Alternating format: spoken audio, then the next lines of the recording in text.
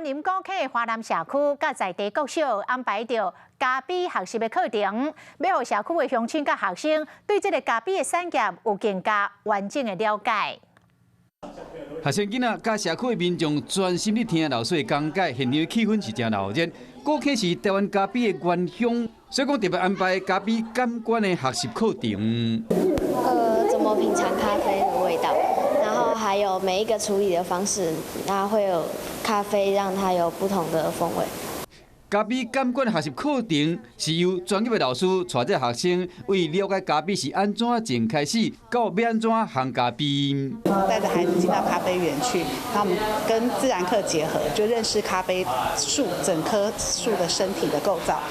然后因为去年豆子很少，所以今年会带孩子再进去看豆子在树上红的样子。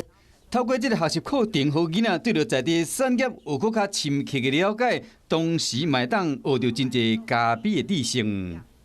晚间9点，邀请您与世界同步，60分钟掌握全球脉动。What News 9，陈雅玲世界晚报给您崭新视野。